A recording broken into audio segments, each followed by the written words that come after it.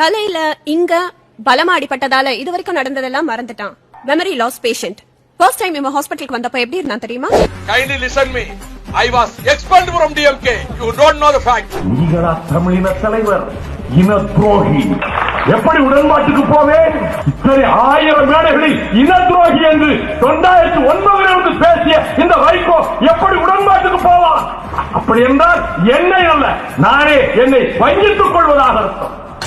இப்படி இருந்தவன் இந்த 3 நாளா பண்ற அட்டகாசம் இருக்கே. மறுமலர்ச்சி திராவிட முன்னேற்ற கழகமும் திராவிட முன்னேற்ற கழக ஆட்சிக்கும் அந்த கட்சிக்கும் எந்த இடையூறு வருவதாக இருந்தாலும் அதை தடுக்கின்ற போர்வாளாக மறுமலர்ச்சி திராவிட முன்னேற்ற கழகம் இயங்கும் என்பதை நம்முடைய பத்திரிகையாளர்கள் மத்தியிலே நான் திட்டவட்டமாக தெரிவித்துக் கொள்கிறேன். அவர் ஏன் இப்படி ஆயிட்டாரு? அதான் எங்களுக்கும் புரியல. நான் யாருன்னு கேட்டுட்டு இருந்த இவனை யாரோ இவன் உள் மனசுக்குள்ள புகுந்து திமுக காரன் நம்ப வச்சிருக்காங்க. It's me.